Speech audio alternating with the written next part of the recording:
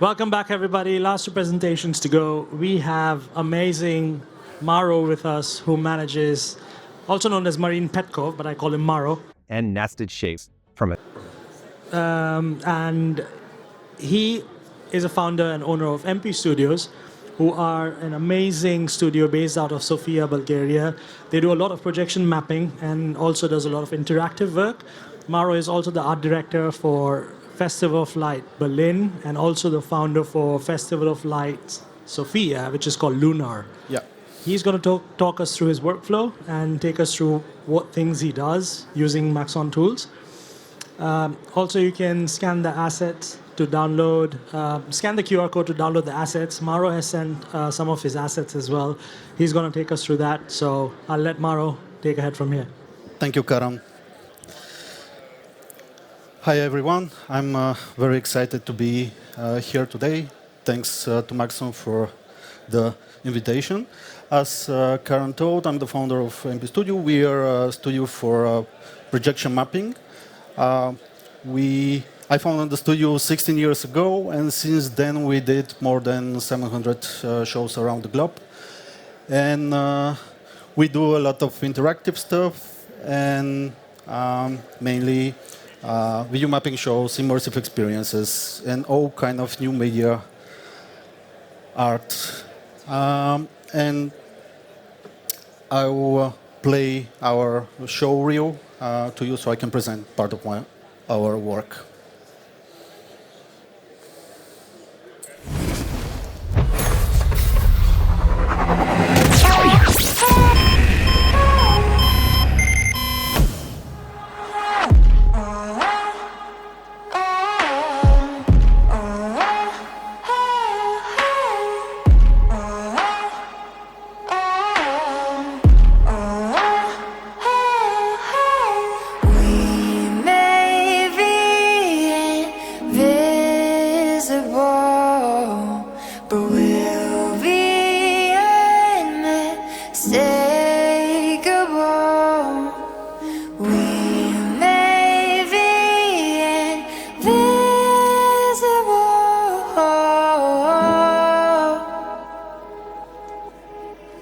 They may be blind to me, just wait and see. Just wait and see.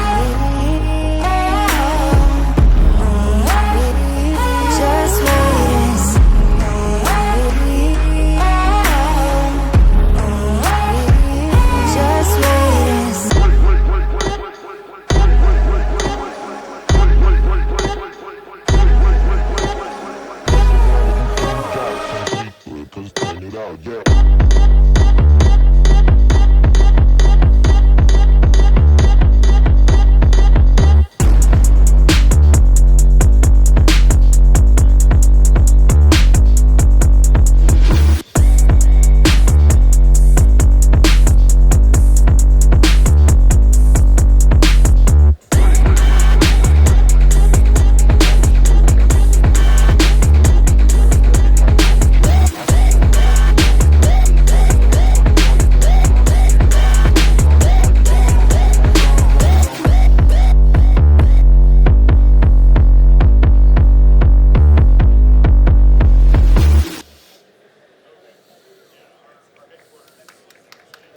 Thank you.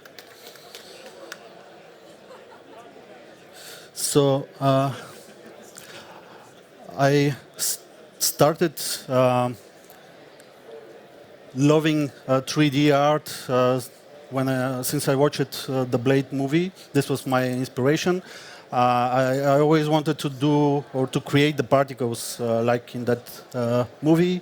Later, during the years, I had the opportunity to visit the workshop to Alan Mackay, the visual supervisor who created the visual effects.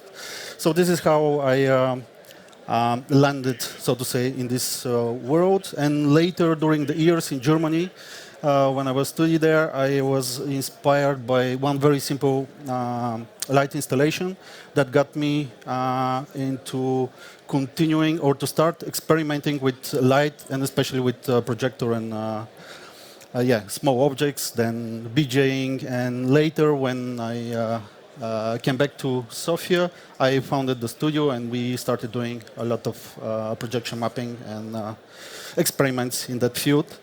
So part of our, or important part of our career in the studio was when we won the first championship in Berlin, and then in 2018 we won again. And then I became the art director of the festival, and our studio, one of the main production companies. So, speaking of projection mapping, our field is very famous for short deadlines. Always the things are for yesterday. Extreme resolutions, like 12K, 8K, sometimes 20Ks. The clients always want that we deliver wow moments. It should be quality. Doesn't matter the deadline, so we have to do a lot of optimization, experiments. We have to be very adaptive to be able to change things, because sometimes graphics, video effects on screen, they look amazing, but then when you go on site and see them projected, they doesn't look and work the way they do on the screen. And that's why we are trying to be, or to find always fast solutions for situation that need that. And of course, lately, it's very trendy to be real time, to be very interactive. So we are working a lot in that field. And speaking of all these interesting things like the deadlines and the extreme resolutions, it's how I found actually Cinema 4D, because I was using another software, and when we did some experiments with a couple of my guys, we found that we actually were blown away how fast and how quick the things are happening. I remember, it's just a funny thing, but I remember one of the most amazing things was that you were able to open a couple of projects in one window and to copy and paste. This was like dark magic for other softwares. Anyway, also during the years, we are working a lot with render farms when we have to deliver renders fast. And usually the scenes and the renders from Cinema 4D are always faster for us than other softwares, and always cheaper for us. I mean, when you compare it and compile it in the render farm solution. So of course, we have in the studio some other artists who are using different softwares, and I still see that things happen much faster in cinema than the other softwares. So Cinema 4D is our main pillar, main part of our workflow in the studio. And speaking of workflow, I guess all of you know what is projection mapping, but just to summarize, we make a digital copy of real object. Doesn't matter what is the object. Is it a building? Is it, for example, the desk, or whatever we can find here. So we do a digital copy of it. We play with it digitally, and then we project it back. So,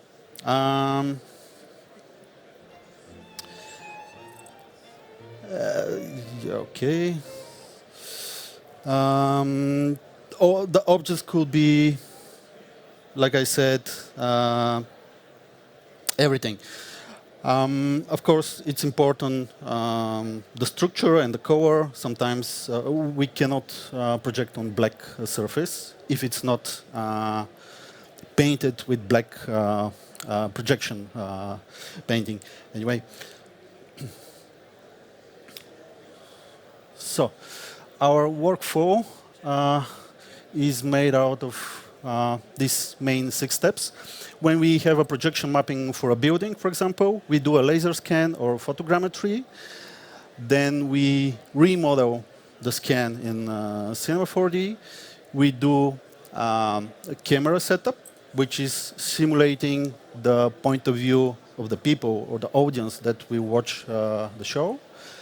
Then the artists in the studio work with this setup, with the camera setup, with the 3D model. They do the animation, and then we render them out, and we do the post-production. We use a lot of tools from Red Giant. The Magic Looks is one of my favorite tools for our final touches for the post-production. And I don't know if you know, for example, 3D stroke was one of the foundations back in the days to do a 3D mapping, outlining a building, and do a nice animation with the tool. Then at the end, we have the media server integration. If we work on a very complex project where we use the 3D model itself as a distributor of the UV map texturing to the projectors, we use close integration with Cinema 4D to adjust the UV map back and forth and optimize the final mesh in the media server. And I want to play a short video showing you how usually the process of one show installation works. We build first the towers where we position the projectors. It's involving a lot of metal and cables. And at the evening, we do the calibration. We adjust the image, and then we do a test run. So photogrammetry, as I told you, we are using different softwares for meshing and creating points for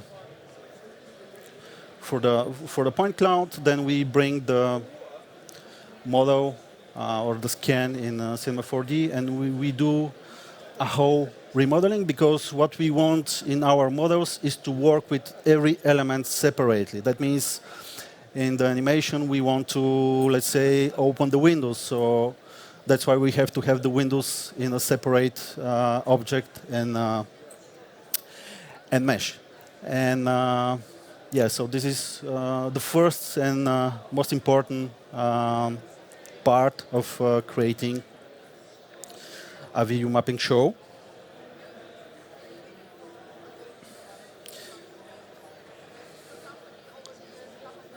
Then we do a technical preparation. When we finish with the 3D model, we make one low poly version where we test and calculate what kind of projectors we are going to need and how many luxes we're going to achieve. Usually for different places, we need different type of setup. For example, in areas where we have some ambient lights, we always try to achieve minimum 110 luxes per square meter. And this is how we calculate actually how many projectors we need to have in order to have the minimum amount of light that will make the projection look vivid. So I'm going to show you just very quick how it looks, the scan that comes in Cinema 4D.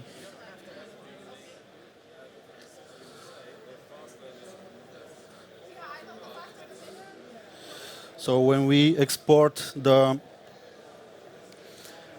scan from the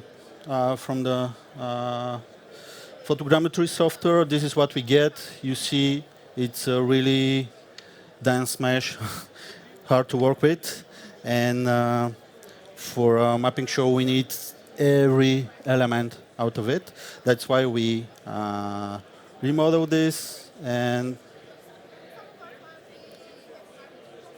we do a clean setup.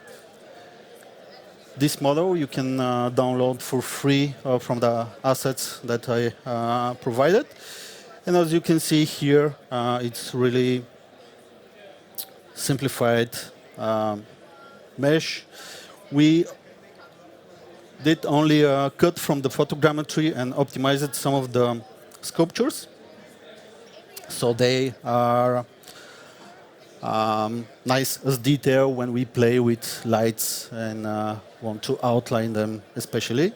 Here one interesting thing that I want to show you is the way we do and set up the camera is we calculate the distance where we are building our towers.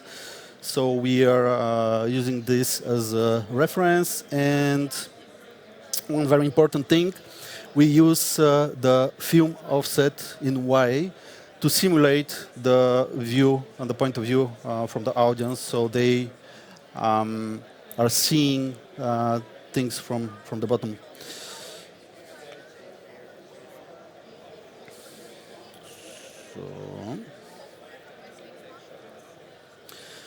So I showed you how it looks, the 3D model. Then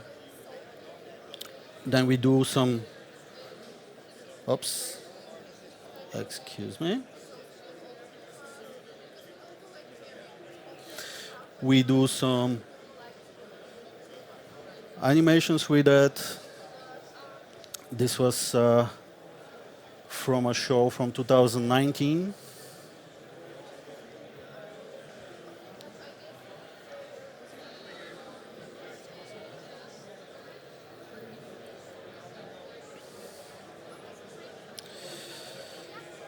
And when we go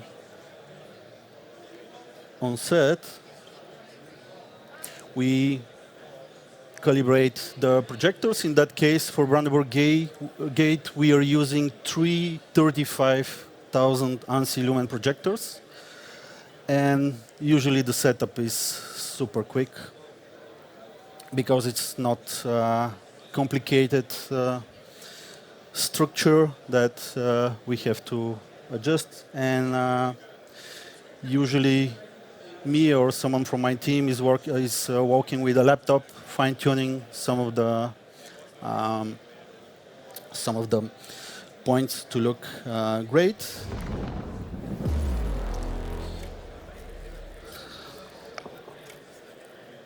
Couple of videos from Brandenburg Gate we did. We have created more than 10 shows during the last 7 or 8 years.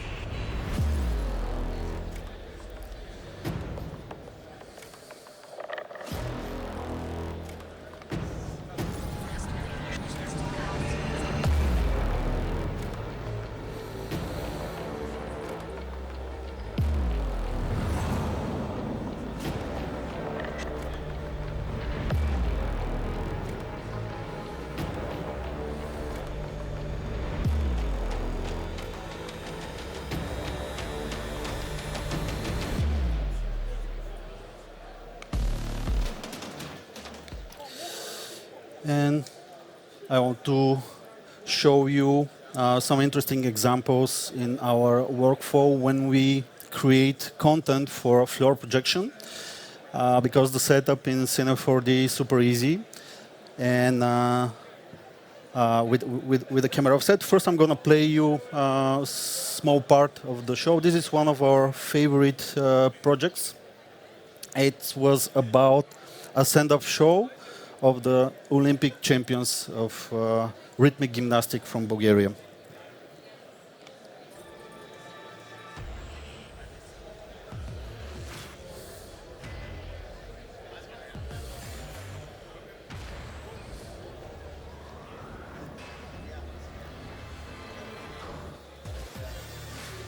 Because the volume is very low, I'm going to continue to speak.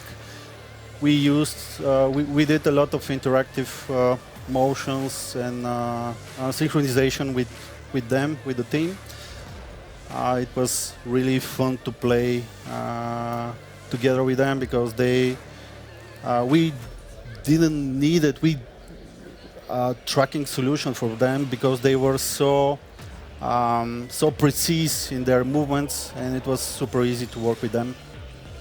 And it was really fun. It's another type of projection. Here, the people and the audience are in an arena, and the perspective is working differently. Of course, we can create only a perspective for one part of the arena and the audience. It works also for the other area or zone of the audience, but it's still interesting. So, something important actually for projection mapping is always important to define the position of the audience, because sometimes the camera, the projector perspective is very different compared to the point of view of the people. I'm going to show you later one very complicated case, but for that case, we're going to Cinema 4D, and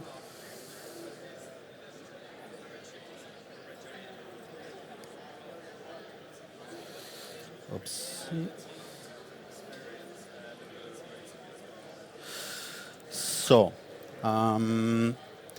this is the camera that we are using for rendering the animation, and this is what approximately the audience is seeing. So, if we want to render this perspective, then when we do the warping, we have to make the picture straight because we are projecting from the ceiling. So it doesn't make sense. And if we do it like that, then we are going to lose a lot of resolution because the parts on the bottom are having smaller resolution because of the perspective. So that's why we are using the camera offset with minus 100% in order to achieve this same perspective. Later, I'm going to show you one more example from tennis setup. So if you see that I'm missing texture.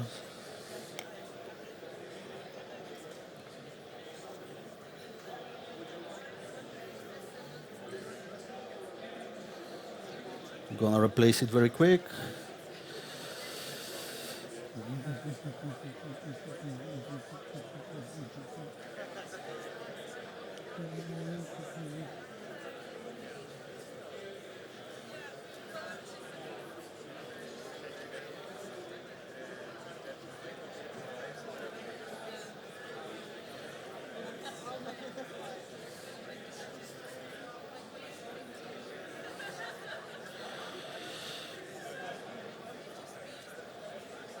So the animation rendered from the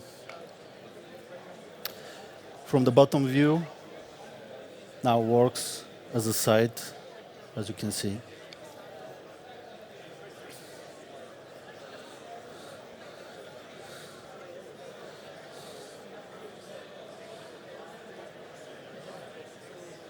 Yeah. I can show you actually better with the next example. Tomorrow we are doing video mapping for opening for a demo game between Djokovic and Grigor Dimitrov, and we're going to project on the tennis field. And this is actually the setup that we were using for the show tomorrow, and I want to show you how the cameras are looking. So this is the point of view of the people, and this is the render view. And in order to visualize this better, you can see with some of the demo objects how weird the objects are looking from that point of view. But in reality, when we project it live, it will look like that. And to do this setup, actually, I also included this in the asset, so you can see and try it out. So I have moved the.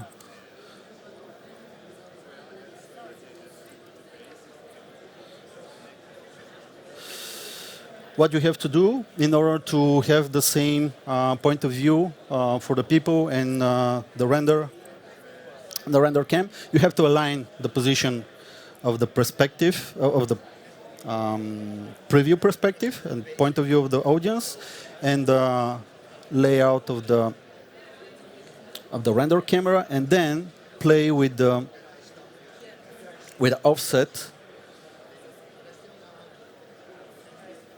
in order to align the middle. And then when you try this yourself, you see that the both renders are the same with the perspective. Okay.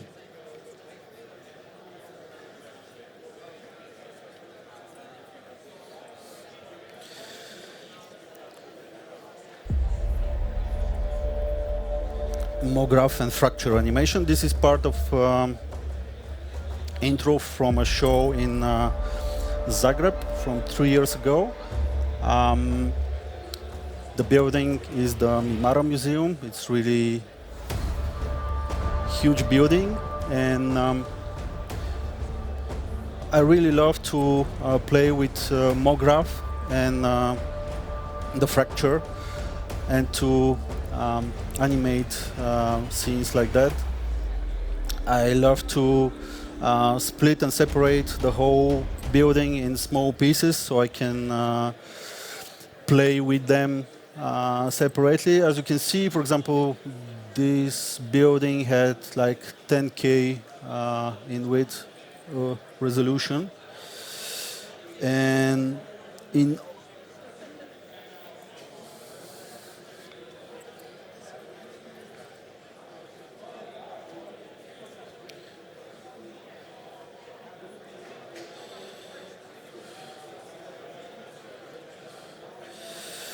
what I like to do is to divide the geometry or the building in different zones, so I can have variations in the animation. Like first wave of Mograph is controlling only the bricks, for example, and the other wave of animation is controlling only the columns or the floors. In that case, I don't have the full source file, but here and in the other two examples, I'm using texture map, like animation that I did in After Effects, to reproject it as a shader effector, because I want to control specific things. For example, when the windows are animated, or when a specific part of the walls is animated. Of course, everything can be done procedural, but sometimes I really prefer to have it as a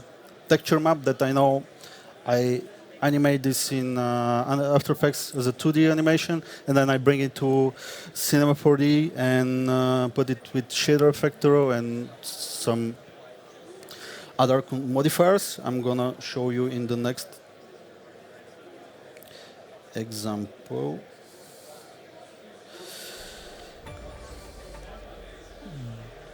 This was part of one animation from this year's edition of the Lunar Festival, where we controlled the review of the building with texture map. And with some extra procedural steps in cinema, we are doing extra steps on top of the animation. This is how the map looks. And usually I'm rendering around 3 or 4 different texture maps, and I connect them to the shader effector, and then I play with offset, so different elements from the building appears in a nice way.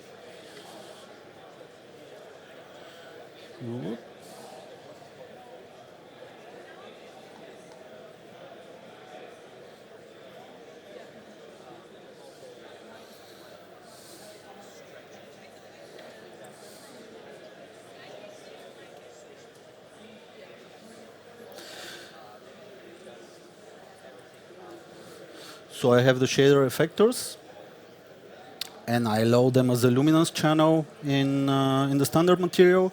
Then I drag them in a shader, in the shader effector as a texture. And every shader effector is assigned to the different fracture groups. You can see here, and because I was revealing a text at the end, I created a plane effector,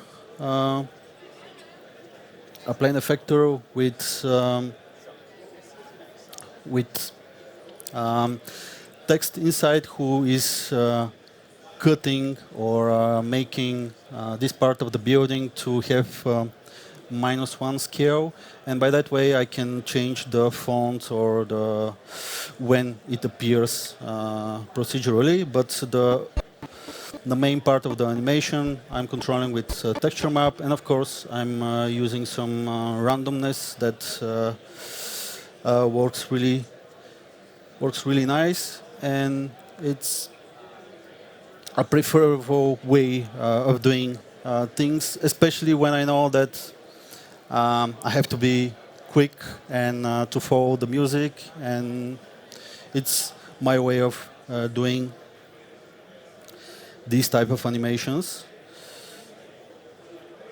Okay.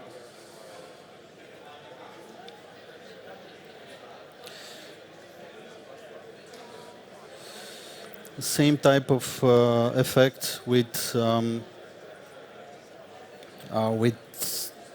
Mograph controlled by texture. I used in another show, Metamorph. It had really interesting and big resolution, as you can see, 17K by 2020. It was immersive experience. I'm gonna play a small part of the show. Hey, I didn't mean to scare you, sorry. I'm just feeling a bit dizzy today. I hear strange voices and I'm starting to wonder if the computer is working right, you know? Metamorphosis sequence initiated. Hey! Did you hear that?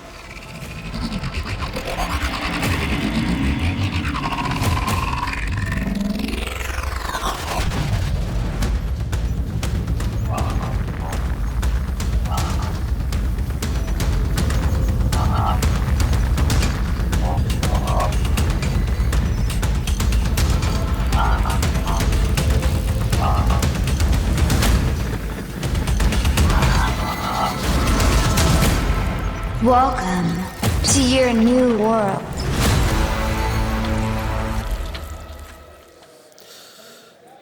This was the final part. Is actually the scene done in Mograph that I want to show you. It's again done with that logic where I create the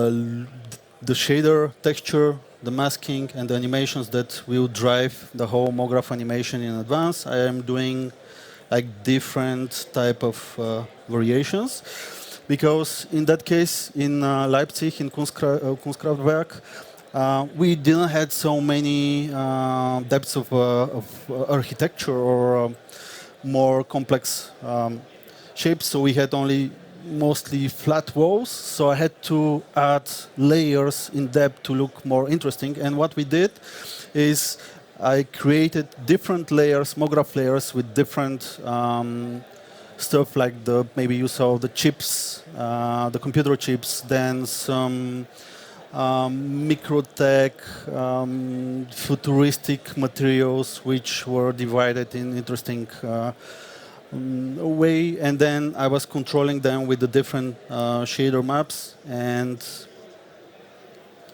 you see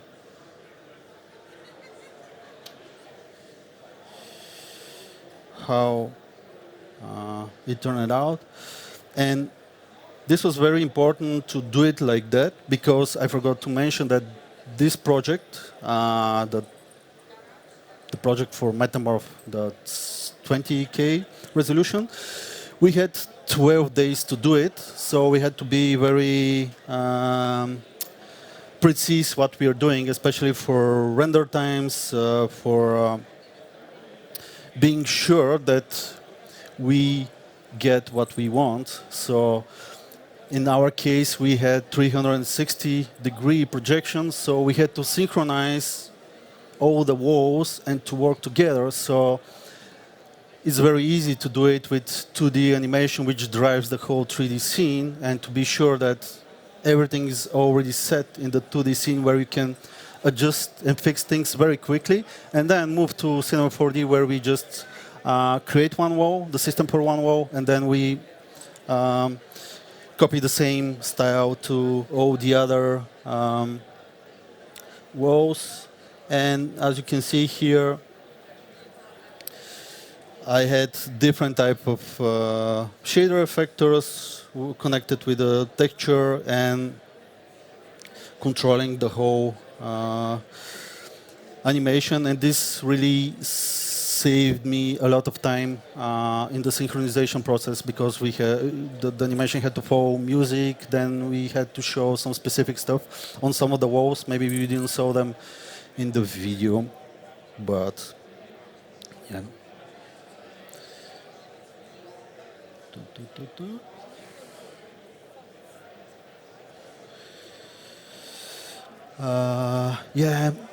With this project, we were invited for a festival in China where we had the opportunity to win, and we had to adapt the show for exterior, which was kind of different type of logic, how it works as an immersive experience inside, and how it works as an exterior. Because in the interior we are playing a lot with the lighting, because it's very dangerous in immersive experience if you have very bright projection, or for example using very bright colors, that these walls can illuminate the other walls, and then at the end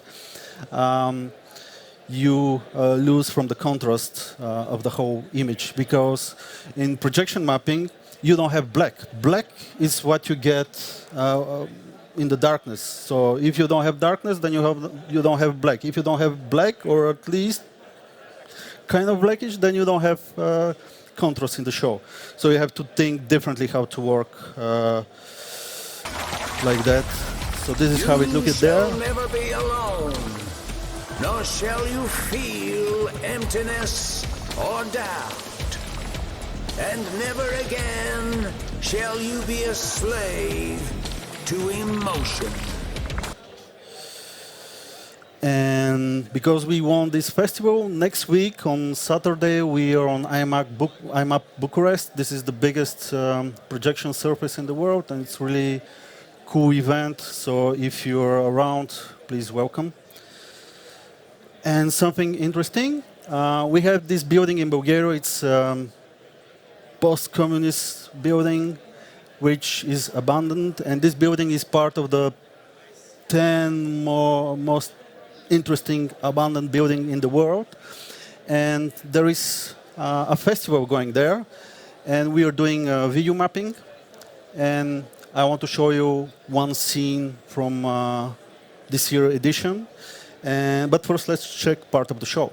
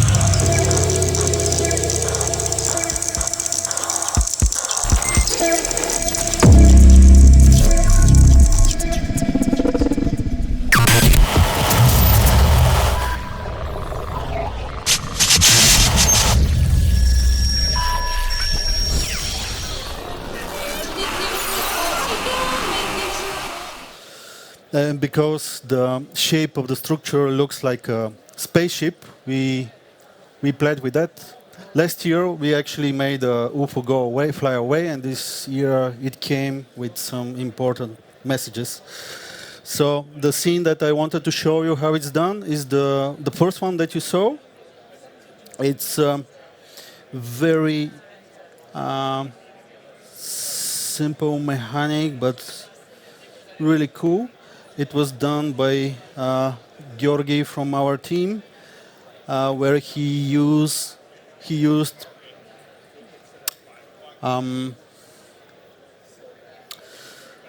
the splines as a rope driven with field force. And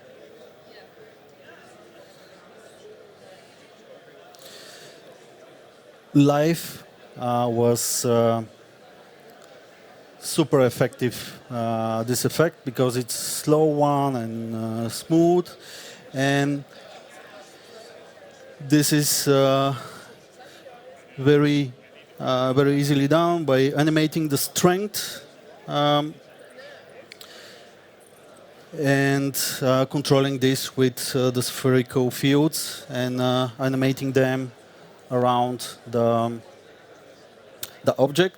And then he used the cloner effector on the spline with some spheres and some shader effector, making them randomly scale, which works very good at the end. And this scene is also free for you to download and to explore. The way the spline is extracted, it's very easy. I have to close some of the scenes.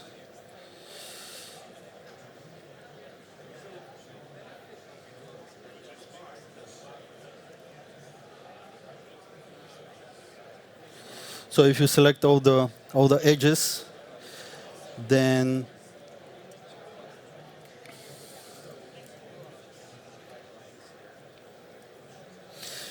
you just type edge to spline, and you have your edges, and then you can put a rope and play with the field force, and this can be done with every object.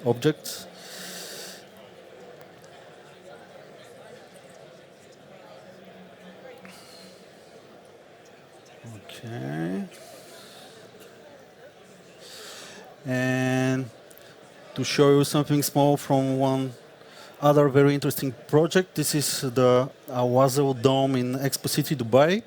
It's illuminated by 252 projectors, and even though the resolution is small, 30,920 by almost 5K. Here is a small part of the show there. I'm playing without the music. Again, the interesting thing here was the deadline that we had. It was around 2 weeks. So again, we had to be very, very precise and very adaptive with the solutions that we come up, how to do, what to do, how to do it, how to be sure that it's going to be rendered, because sometimes it's really complicated to work with files like that. And yeah, for example, here the narrative was done by this AI robot, so to say, and we filmed an actor, and the goal was to reproject it on a very simple surface, and kind of to do a matrix effect differently that grows and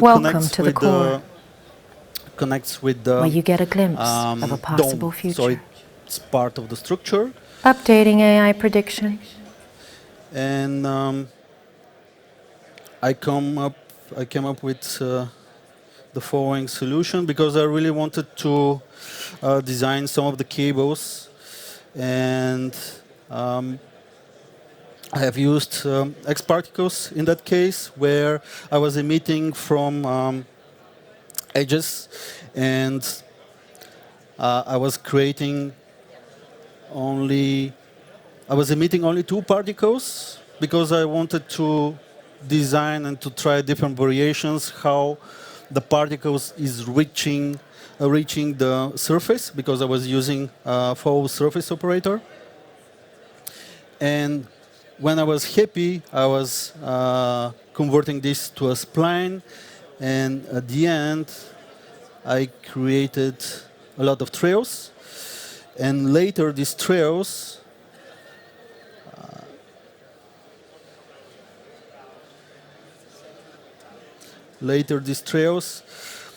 I have used them with Mograph, with Cloner, to distribute some polygons, and I converted the splines into dynamic splines, so I can move it and to have some nice faux animations with the cloner attached to it. And at the end, I really liked how this system worked for me. And I could be very flexible. If I didn't like the face edit, we can just change it very quick in the post and pre-render it in cinema. And it goes very quick. When you use a footage in a luminance channel, it renders 2 seconds, even on a super big resolution. So, time saver.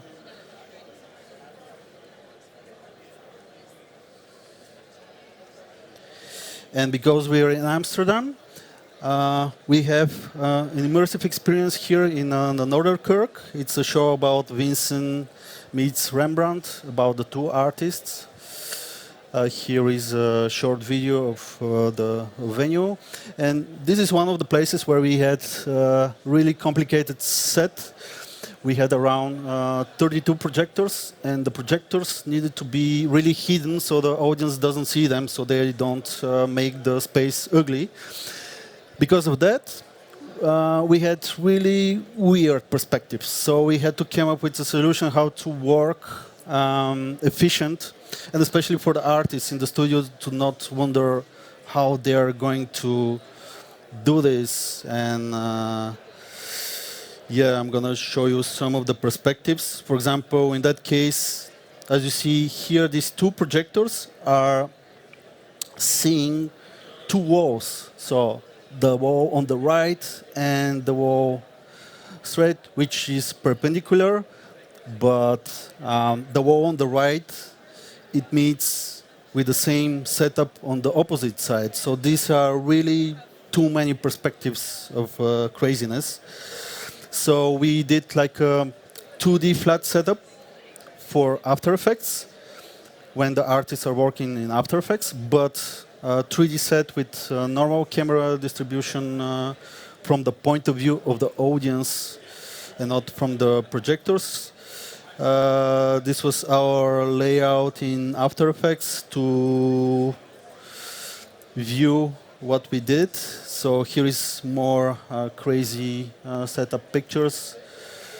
And what we did at the end, we made a system between Cinema 4D and Touch Designer, where we did a projection in the projection. So we quick re-export the exact perspective views for the projectors. So it's super easy to integrate in the media server after that, because it was really crazy and a lot of perspectives. This is X particles simulation with maybe you recognize some of the inks from Van Gogh.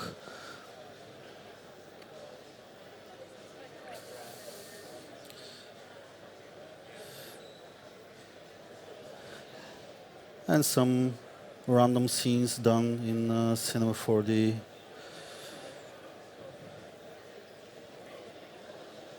here we used camera mapping.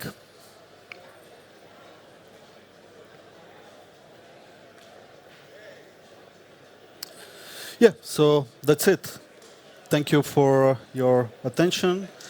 And if you have any questions, please let me know. Thank you.